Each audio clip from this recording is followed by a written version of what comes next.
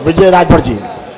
माननीय अधिष्ठाता महोदय, आपने वर्ष 2020-21 के इस बजट के चर्चा पे हमें बोलने का अवसर दिया। माननीय यह बजट 2020-21 का बजट ये बहुत ही बड़ा और ऐतिहासिक बजट है। माननीय इस बजट में गांव, गरीब, किसान, नौजवान और महिला कल्याण हेतु सड़क, पानी, बिजली, रोटी, कपड़ा और मकान के साथ साथ माननीय रोजगार, व्यापार, हुनर, शिक्षा, दवाई और बेटी की विदाई तक की बात कही गई है। माननीय मैं आपके माध्यम से मैं सदन के साथियों को अवगत कराना चाहता हूं माननीय कि पहला बजट 2017-18 का इस देश के किसान और नौजवानों के लिए, दूसरा बजट 18 और 19 का यहां उद्यमियों के लिए और तीसरा बजट मान्यवर हमारी मातृशक्ति के रूप में उपस्थित इस प्रदेश की महिलाओं के लिए मान्यवर।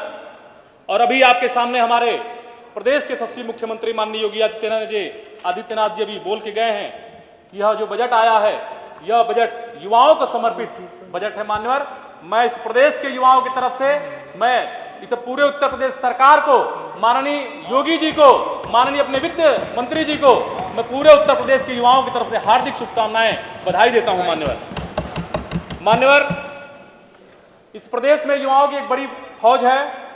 इस क्रम में हमारे जनपद में भी युवाओं की एक बड़ी फौज है। मान्यवर, हमारा जिला मऊ जनपद जो बहुत ही उपेक्षाओं का, जिसकी उपेक्षाएं होती रहती है मान्यवर, मैं आपके माध्यम से कहना चाहता हूं कि गोरखपुर और बनारस के बीच एक छोटा जिला मऊ है।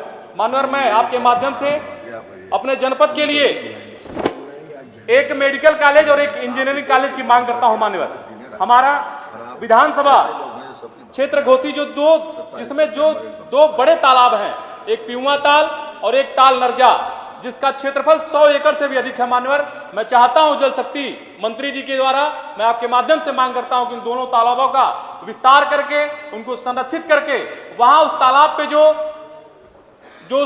पे जो वहां के मछुआरे जिनका जीवन यापन उन तालाबों से होता है मान्यवर, मैं मांग करता हूं कि उसको वहां जल संरक्षण का कोई एक योजना ला करके वहां मछुआरों को जिंदगी का और थोड़ा सा सरल तरीके से करने का काम करें। मान्यवर, मेरी विधानसभा क्षेत्र घोसी में स्थित चीनी मिल, जहां पर आजमगढ़, मऊ, बलिया ये 3 जगहों से गन्ना भारी मात्रा में आता है, किसान लेकर आते हैं। मान्यवर, मैं चाहता हूं कि इस चीनी मिल का विस्तार कराया जाए, उसकी क्षमता वृद्धि कराई जाए मान्यवर, और उसका कुछ अंश बकाया रह गया है, उस अंश का मैं चाहता हूं भुगतान कर दिया जाए। ये भुगतान कराए जाने की मांग करता हूं। मान्यवर, विधानसभा क्षेत्र घोसी में स्थित इंदारा रेलवे क्रॉसिंग, जिस पर आए दिन जो अभी आंकड़ा आया है कि आए दिन 80,000 से 90,000 जहां वाहन आते हैं, मैं आपसे मांग करता हूं इस सरकार द्वारा कि यहां पर एक आरओबी का निर्माण कराया जाए। मान्यवर, जनपद मऊ के ब्लॉक रतनपुरा ग्राम सभा पीपर 7 के गोदाम घाट के पास तमसा नदी पर एक पुल निर्माण कराए जाने की मांग करता हूं।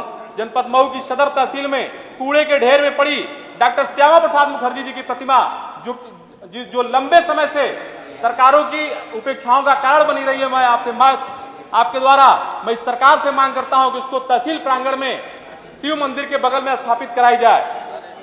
जनपद मऊ में बंद पड़ी 2-2 काटन मिलें, एक परदाहा कटाई मिल और एक स्वदेशी काटन मिल को पुनः चालू कराए जाने की मैं मांग करता हूं। मान्यवर, जनपद मऊ के पत्रकार बंधुओं के लिए जो लंबे समय से एक मांग है, मैं उनके लिए एक पत्रकार भवन निर्माण कराए जाने की मांग करता हूं। मान्यवर, जनपद मऊ के ब्लॉक रानीपुर में, मानव अभी हमारा समय पूरा नहीं हुआ, समाप्त करिए। जनपद मऊ के ब्लॉक रानीपुर में स्थित अति प्राचीन धार्मिक स्थल जो दैया माई के स्थान से जाना जाता है, उसकी भूमि को कुछ अराजक तत्वों द्वारा कब्जा किया जा रहा है। मानव, मैं चाहता हूं आपकी तरफ से मांग करता हूं कि उस भूमि को संरक्षित कर वहां का सौंदर्यीकरण कराए जाने की मैं मांग करता हूं। समाप्त कर दीजिए। हमारे मऊ नगर पालिका क्षेत्र में जो लंबे समय से विवादित भूमि थी, जहां फुटपाथ के लोग अपना ठेला लगा करके अपना जीवन यापन करते थे मान्यवर, वो जमीन अब नगर पालिका के पक्ष में चली गई है। लेकिन 40 से 50 वर्षों तक वहां फुटपाथ के लोग अपना ठेला ठुमका लगा करके उस जमीन का संरक्षण करते थे मान्यवर।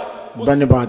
जो ठेला जो वेंडर कमेटी है उसका अध्यक्ष मान्यवर, मैं आपसे मांग करता हूं कि अगर वहां नगर पालिका द्वारा कोई दुकानों का निर्माण होता है तो सबसे पहले वरीयता उन फुटपाथ के लोगों को दिया जाए मानवर। ऐसी मैं मांग करता हूं मानवर। अंत में इस बजट के पक्ष में मैं अपने विचारों को इस बजट से जोड़ते हुए माननीय योगी जी को, माननीय वित्त मंत्री जी को डॉक्टर मुकेश आभार प्रकट करते हुए अपनी बातों को समाप्त करता हूं। डॉक्टर मुकेश वर्मा।